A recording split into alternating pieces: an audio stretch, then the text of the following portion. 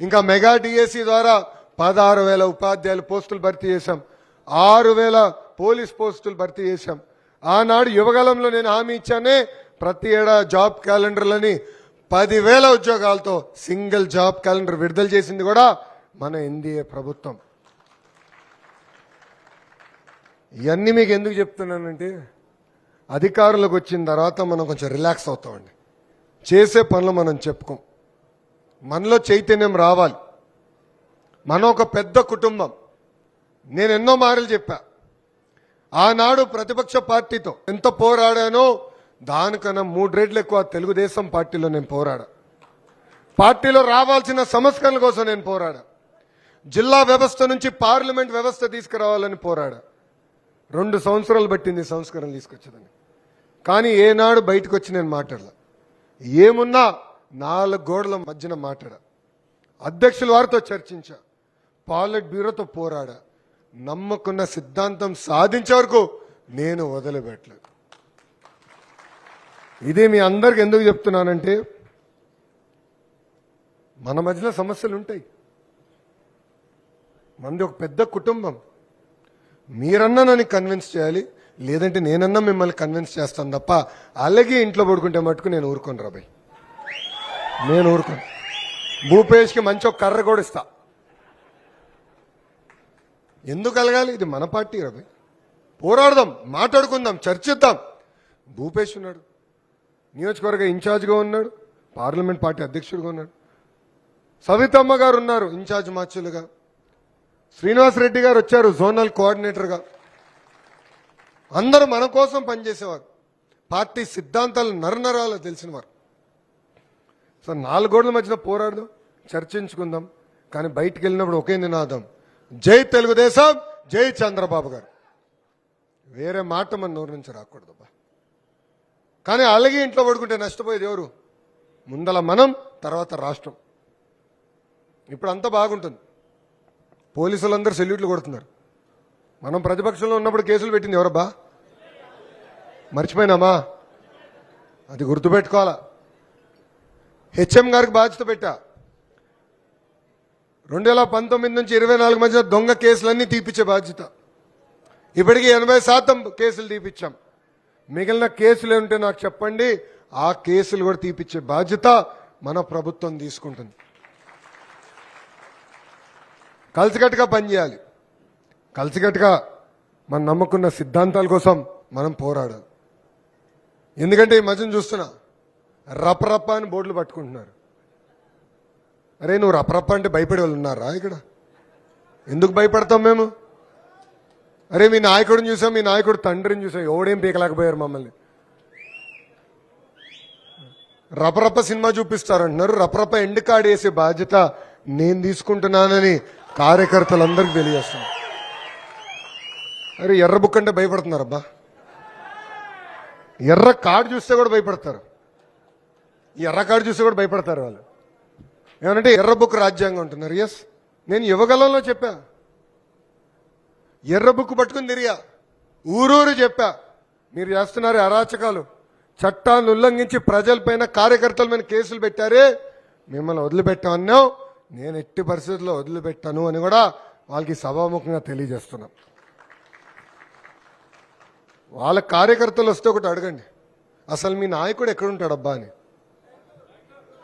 లేబా బెంటాహై, మర్చిపోయినావా? బెంటాహై 3 రోజులు బెంగళూరు, 1 రోజు తాడేపల్లిలో, 3 రోజులు హైదరాబాద్లో. అందుకే చెప్పా, వాళ్ళ నాయకుడు ఎక్కడుంటారో తెలీదు, కలిసే నాదుడు లేడు.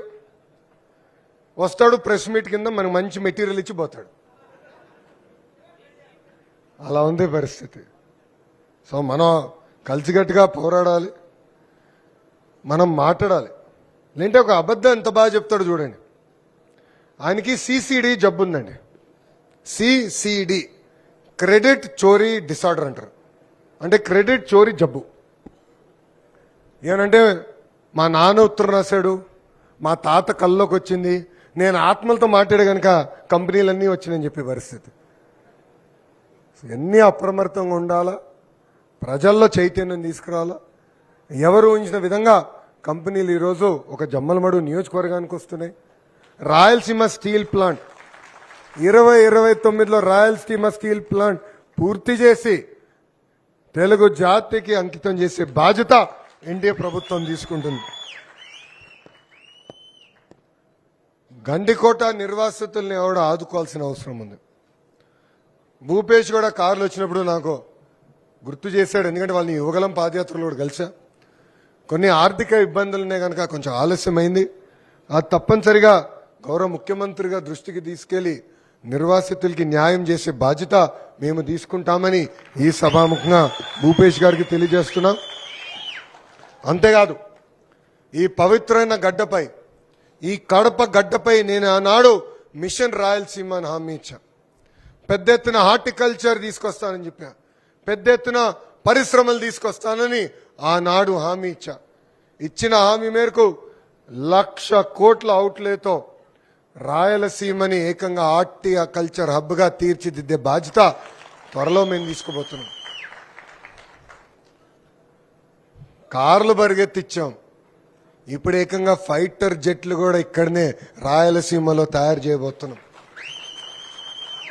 ఒకే రాష్ట్రం, ఒకే రాజధాని, కానీ అభివృద్ధి వికేంద్రీకరణం అని నినాదం. అందుకే రాయలసీమకి పెద్ద ఎత్తున పరిశ్రమలు తీసుకొస్తున్నాం, పెట్టుబడులు తీసుకొస్తున్నాం.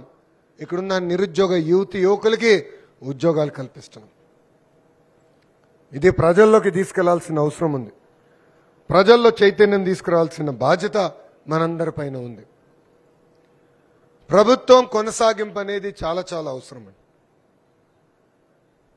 ఈ అల్క వల్ల చాలా ఇబ్బంది పడతాం. 89లో ఒకసారి ఓడిపోయినాం అల్క వల్ల. 2004 9లో ఓడిపోయాం అల్క వల్ల. 2019లో ఓడిపోయాం కేవలం ఒక అల్క వల్ల. ఎవరు చేయని సంక్షేమ అభివృద్ధి 2014-19 మధ్యలో చేసినాం. ఊరూరు రోడ్లు వేసాం, సీసీ రోడ్లు, వీధి దీపాలు కట్టాం. 200 రూపాయలు పెన్షన్ ఏకంగా 2,000 రూపాయలు చేసినాం. ఇట్లా అనేక కార్యక్రమాలు చేసాం.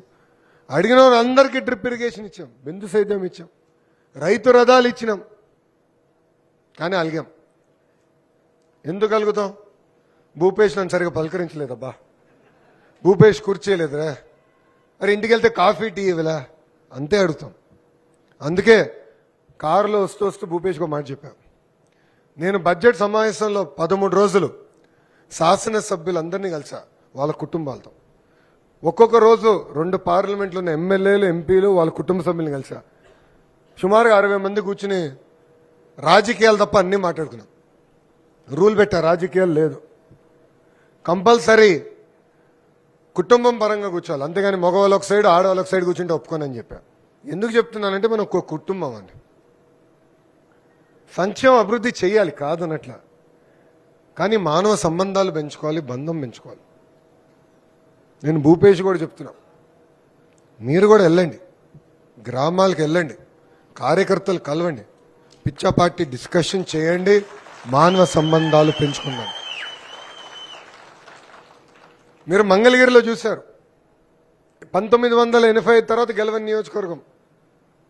2019తో పోటీ చేసా, ఓడిపోయా 5,300 ఓట్లతో. బాధ ఉంటుంది, ఆవేదన ఉంటుంది, కానీ 2వ రోజు నుంచి పనిచేసినాం, అందరినీ కలిసా. ఎన్నికలప్పుడు నేను పెద్ద ప్రచారం చేయాల, no road show, no bike rally, హాయిగా వెళ్ళేవాడు రచ్చబండిలాగా వేసుకునే వాళ్ళం. విచిత్రం, తెలుగుదేశం పార్టీ జెండాలు కూడా కట్టలేను. రమ్మని చెప్పా, కూర్చున్నాం, మాట్లాడాం. చివరి వ్యక్తితో ఫోటో ఇచ్చిందా తిరిగిపోయి నేను బయలుదేరేవాడిని. చూడండి, 91,000 మెజారిటీతో గెలిపించి నా గౌరవం నిలబెట్టారు మంగళగిరి ప్రజలు. అంటే మానవ బంధం ఎంత గొప్పదో ఇదొక ఉదాహరణ. ఇది ఇక్కడున్న క్లస్టర్ ఇన్ఛార్జీలు గుర్తుపెట్టుకోవాలి. సో మీ కింద ఉన్న యూనిట్ బూత్ వాళ్ళతో మీరు మాట్లాడాలి. ఏదో అన్ని భూపేష్ చూసుకుంటాడులే, లేదంటే ఒకడున్నాడు లోకేష్ అని అన్నిటికీ పని చేస్తాడు, వాడికి ఇంకెక్కువ పని ఇద్దామంటే కుదరదురా భయ్. క్లస్టర్ వాళ్ళు క్లస్టర్ పని చేయాలా, మండలోళ్ళు మండల్ పని చేయాలా, యూనిట్ వాళ్ళు యూనిట్ పని చేయాలా, బూత్ వాళ్ళు బూత్ పని చేయాలి. ఏమైనా కష్టాలుంటే చెప్పండి, భూపేష్ ఉన్నాడు, నేనున్నా, అమ్మున్నా, మేమందరం మీకు పని చేస్తాం. కానీ సింపుల్గా పైన వాళ్ళు చూసుకుంటారు, నాకెందుకులే, పైన వాళ్ళు మాడుతారు, నాకెందుకులే, వాళ్ళు చెప్తేనే పని చేస్తుంటే ఎటు కుదురుతున్నారు అవి? ఏం పొద్దున్నే స్నానం చేస్తారు కదా, మొహం కడుక్కుంటారు కదా. మళ్ళీ ఇది మనందరూ ఒకటే గుర్తు పెట్టుకోవాలి, ఇది నా తెలుగుదేశం, నా బాధ్యత. ప్రతి వ్యక్తి పొద్దున్న లేసి చెప్పుకోవాల్సిన అవసరం ఉంది. అంతేగాని ఎవడో చూస్తుంటే కుదరదు. కలిసికట్టుగా పనిచేయాలి, అల్కకి ఫుల్ స్టాప్ పెట్టాలి. పాదయాత్రలో హామీ ఇచ్చా, నియోజకవర్గానికి వస్తే కార్యకర్తల్ని కలిసిన తర్వాత వెళ్తాను. నేనే కాదు, మన జాతీయ అధ్యక్షులు చంద్రబాబు నాయుడు గారు కూడా నియోజకవర్గం వచ్చినప్పుడు చివరి కార్యకర్తతో ఫోటో దిగే ఆయన తిరిగి మళ్ళీ అమరావతికి వస్తాం జరుగుతుంది. అంటే ఇచ్చిన హామీలు మేము నిలబెట్టుకుంటున్నాం. అంత పని ఒత్తుడినా చంద్రబాబు నాయుడు గారు చేయగలుగుతున్నారంటే ఇంకా మనం ఎందుకు చేయలేమండి, మనం ఎందుకు మాట్లాడుకోలేం? ఇది ప్రతి కార్యకర్త గుర్తుపెట్టుకోవాలి, ఇది ఇంటర్నలైజ్ చేసుకోవాల్సిన అవసరం ఉంది. సంక్షేమ అభివృద్ధి చేద్దాం, దాంతోపాటు మానవ సంబంధాలు పెంచుకోవాలి, బంధం పెంచుకోవాలి. దానికి మనందరం కష్టపడాలని కోరుతున్నాం. మీ అందరు తెలుసు, 3 పార్టీలు కలిసికట్టుగా పోటీ చేసినాయి. Telugu Desam party, Janasena party, Bharatiya Janata party కలిసికట్టుగా మొన్న పోటీ చేశాం. ఎవరు ఊహించిన విధంగా 175 స్థానాల్లో 164 స్థానాలు మనం కైవసం చేసుకుంటాం జరిగింది. ఇప్పుడు ఈ బంధం తెంపేదానికి ప్రయత్నిస్తున్నారు. జనసేన ముసుగులో టీడీపీని తిడతారు, టీడీపీ ముసుగులో బీజేపీని తిడతారు. ఈ కుట్రలను మనం గమనించాలి. ఎందుకంటే పైన మాకు చాలా క్లారిటీ ఉంది. ఎంత క్లారిటీ ఉందో ఒక ఉదాహరణ ఇస్తాం. ఒకరోజు ఇండియా టుడే కాన్ఫరెన్స్కి వెళ్ళా, కోయంబత్తూరులో రమ్మన్నారు. అక్కడ వెళ్ళి ఆయన ఇంటర్వ్యూలో అడుగుతున్నాడు, 2029 మీరు కలిసే పోటీ చేస్తుంటే తప్పనిసరిగా 2029 మేము కలిసే పోటీ చేస్తున్నాం అని చెప్పా. మీరు చప్పట్లు కొట్టారు. దాని తర్వాత పవన్ అన్న నాకు ఫోన్ చేశాడు, లోకేష్ మనం 3 టర్మ్లు కలిసి పోటీ చేద్దామని 1 టర్మే చెప్పేవేంట్రా బా అని అడిగాడు. అంటే ఎంత క్లారిటీ ఉందో నాయకత్వం మధ్యన, అది గుర్తుపెట్టుకోవాలి. పెద్ద కుటుంబం, ఉంటాయి చిన్న చిన్న సమస్యలు, కూర్చుని మాట్లాడుకుందాం. భూపేష్ పైన బాధ్యత ఉంది, మా అమ్మ పైన బాధ్యత ఉంది, శ్రీనన్న పైన కూడా బాధ్యత ఉంది. పరిష్కరించే బాధ్యత మేము తీసుకుంటాం. అంతేగాని no misfire, no cross fire, no విడాకులు భయ్య, ప్రసక్తే లేదు. ఇది గుర్తుపెట్టుకోవాలి. వాళ్ళు ఏదంటే అది మాడతారు. మళ్ళీ మనం ప్రజల దగ్గర అవ్వాలి. అహంకారం వద్దండి. ఏదో 100 కార్లు వేసుకుంటే పెద్ద హీరో అనుకుంటున్నారు. నేను 2 కార్లలో తిరుగుతున్నా. ముందర కనీసం 4 కార్లు ఉండే, ఇప్పుడు 2. నేను ఒక కారులో ఉంటా, వెనకాల వచ్చే వాళ్ళందరూ ఒక మినీ వ్యాన్ పెట్టా, అందరు ఎక్కమన్నారు. సో ప్రజలు కూడా కోరుకునేది వాళ్ళ దగ్గర ఉందని. ప్రజలు కూడా కోరుకునేది సింప్లిసిటీ. ఏదో కాలర్ ఎగరేసుకుని తిరుగుతాం కాదు. మనం చూసాం 151 11 అయింది. దానికి కారణం వాళ్ళ అహంకారం. మనకు కూడా అహంకారం అవసరంలా వీడాలి.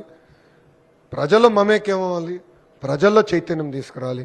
మీకు అండగా నిలబడే బాధ్యత తెలుగుదేశం ప్రభుత్వం, తెలుగుదేశం పార్టీ తీసుకుంటుందని ఈ సభాముఖంగా కార్యకర్తలందరికీ నేను హామీస్తూ, ఇప్పుడే భూపేష్ కూడా అడిగాడు, ఎంఎస్ఎంఈ కంపెనీలు కొన్ని తీసుకురావాలి మన మండలానికని కోరారు. భూపేష్ పైన బాధ్యత ఉందబ్బా. కంపెనీలు ఎత్తుకు వాళ్ళు తీసుకొచ్చే బాధ్యత నేను తీసుకుంటా. మొత్తం పని నా పైన పెడితే ఎట్లా? చాలా తెలివైన వాళ్ళబ్బా, వేదిక పైన ఉన్నాను, అందరూ తెలివైన. మా అమ్మ కూడా చాలా తెలియదు. పనంతా నా భుజం మీద నుంచి బుల్లెట్లు కలుస్తూ ఉంటుంది. వీళ్ళందరికీ అలవాటే. నేను సీనియర్ మంత్రి అయ్యా, నా భుజం మీద నుంచి గన్ పెట్టి, సార్ సీఎం గారికి ఇది చెప్పండి సార్, అది చెప్పండి సార్ అంటారు. నాకేది ఎక్కువ తిట్లు పెడుతుంది. తప్పనిసరిగా కలిసికట్టుగా పరిశ్రమలు తీసుకొద్దాం. ఎందుకంటే ఉద్యోగాల కల్పన అనేది ఒక లక్ష్యంగా పెట్టుకున్నాం. సో మీరు ఎత్తుకండి, నేను ఎత్తుకుతా. ఎవరు ఉంచిన విధంగా మన నియోజకవర్గాన్ని అభివృద్ధి చేసుకుందామని ఈ సభాముఖంగా మా తమ్ముడు కూడా తెలియజేసుకుంటూ, నాకు ఇంత అద్భుతమైన అవకాశం ఇచ్చిన మా పసుపు సైన్యానికి పేరు పేరున నా ఉదయపూర్వక ధన్యవాదాలు తెలుపుకుంటూ మీ అందరి దగ్గర నుంచి సెలవు తీసుకుంటున్నాను. జై తెలుగుదేశం, జై తెలుగుదేశం. చంద్రబాబు నాయుడు గారి నాయకత్వం, చంద్రబాబు నాయుడు గారి నాయకత్వం. జోహార్ ఎన్టీఆర్, జోహార్ ఎన్టీఆర్. అందరికీ నమస్కారం.